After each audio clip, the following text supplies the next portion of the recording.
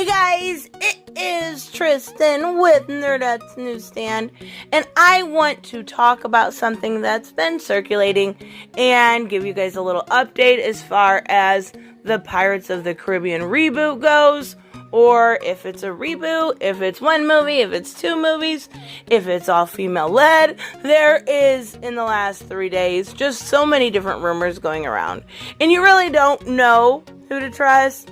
And even myself, I don't know what's going to happen here going forward. All I can do is report what I am seeing in the news. And it looks like, at least as of a couple days ago, it was being said that, Pirates of the Caribbean was going to go woke. Oh boy. Moving forward, it was going to not only have a female lead, but it was going to be all female. Well, as far as the all-female part goes, that was never actually reported. But as far as the female lead, I feel like Disney probably leaked something to see how the masses took it. And when it didn't go over so well, they kind of retracted on that. So basically, in a nutshell, the female lead would have been okay. It just depends. Just because there is a female lead doesn't mean something is automatically woke. That is one thing I hate about outrage culture. A female lead movie can be fantastically done. We've seen it time and time again when it comes to the Resident Evils or Underworld or things like this. Female leads can be done well. Sarah Connor. Even so, it has to be done in this day and age so delicately because people are sick of having, my female empowerment shoved in their face. So had the movie been kind of a passing of the torch where you just got a bare introduction to this female and it was rumored at this point to be Karen Gillan. So first off, if the movie was going to go woke, do you really think they would pick such an attractive woman? Like, she is one of the most pretty women in Hollywood right now. She is a fantastic actress. She really brought Nebula to the main screen. She did a fantastic job. So I don't think really this is something we have to be worrying about as of yet.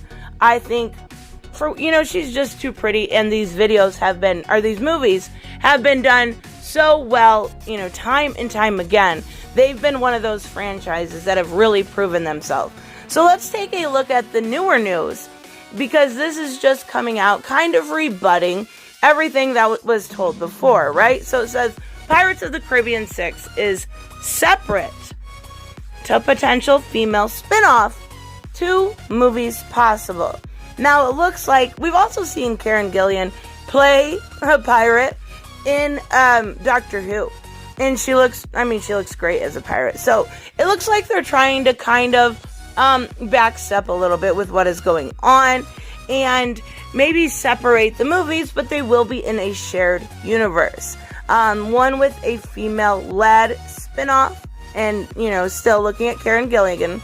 And then one would see Captain Jack Sparrow returning. Now, again, all rumors. We really won't know anything until it is officially announced at Disney. But as of right now, that's what they're saying is going on. So, how do they do this in a shared universe? It could be very well done. It could be a little time separation in between the two. We see Jack, Sparrow's movie. And we get kind of this epic conclusion to his story within the franchise. And then we get her movie a little bit later on. And we get a couple cameos from Jack Sparrow. Almost in a passing of the torch type way. This is now your franchise. But what she needs to do, and I actually have no doubt that she could, is really bring that role to life. Because Pirates of the Caribbean would not have been that movie without Captain Jack Sparrow. He brought that character completely 100% to life. So it is a lot to kind of, live up to. She's going to have to go and above anything we've ever seen her in. And she was fantastic, not just in Marvel. She did great in Jumanji. I really liked her playing that dork role and trying to be sexy. I think she could really, really do it. So, this is kind of a sore subject with people. When people see female-led, they scream woke, but I don't think that that's going to be an issue, at least yet. You know, things are always subject to change, but then again, we don't know how it's going to go. So it does say the 6th film would be a direct continuation from Dead Man's Tells No Tale, and it is to be a finale with a massive scale conclusion.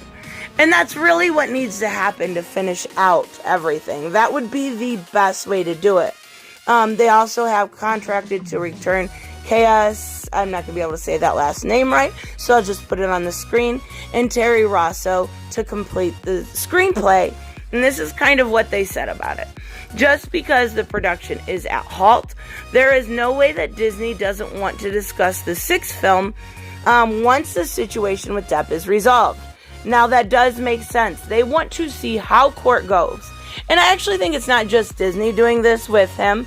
When it comes to Amber and Aquaman 2, I think they're kind of waiting to see how the court cases go both in July and August to see where they're going to push forward. And they actually have, the best excuse right now is the big bad bug is putting everything at a halt. So in the meantime, the potential reboot is to be in the franchise, is to keep the franchise relevant. If 6 continues, both films could be in the same universe. That is what makes this situation unique. And not only unique, but it actually could be what saves it, what keeps it from being, disliked. Because we've seen so many of these female-led or switched, whether it's Ghostbusters or Charlie's Angels. I think recently there was some weird, Twilighty thing. I don't know. But we've seen it done so often, Birds of Prey, that people are sick of it. So it does take a kind of finesse to do this right. They added Disney could go both ways, soft reboot with franchise, and continue the 6th film while blending both in the same universe, or Disney moves ahead with a fresh reboot with a clean slate and timeline. I've heard both have been discussed. Now, yeah, that makes sense. It really, really does. As to how they could move forward, they are doing the best with having the shared universe with the two. At least in my opinion. Of course, let me know what you guys think in the comments below. I think, the best story to be told right here with doing this so carefully is a passing of the torch and a badass female, and we get to see her rise. We get to see not only her rise, but I want to see her struggle. It's a simple thing that you ask for, but it really makes someone enduring. I want to see her struggle. I want to see her fall down and get back up, but I don't want to see her shove it in our face. Does anybody else remember the Captain Marvel trailer where she fell down a bunch of times and got back up and went from a hero to a hero? No, none of that. You can do this, Disney. I don't think I've ever heard Karen Gillan really speak out as far as her political leanings, so I have no idea. I could be wrong about that, but it can be done. It can be done so well. You just have to be very, very careful with it. But even so, we won't really know anything. Like I said, this is all rumor and speculation.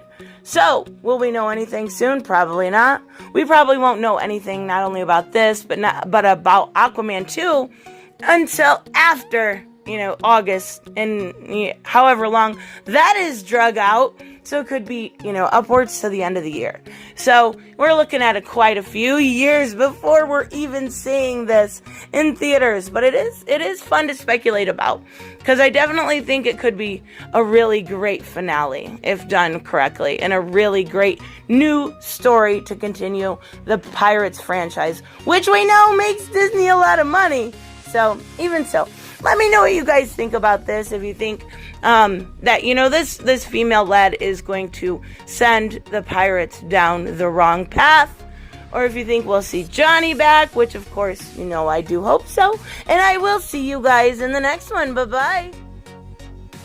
Hey guys, I want to give a huge shout out to my Patreon and subscribe stars. You guys literally make this channel possible. Huge thank you to Cage the Mick, Robert Mick Twiz, Black Knight Fool, Brucey, Chris Z, David L., David Rafford, Jeffrey Allen Carnes, Mighty Balls, Mike Buckner, Maizen Barbosa, Ruskar, Ryan Decker, and Doc Holiday. You guys are absolutely amazing, and thank you so much for all your support. Don't forget on the way out to like as always if you enjoy the content and hit subscribe. And I will see you in the next one. Bye-bye.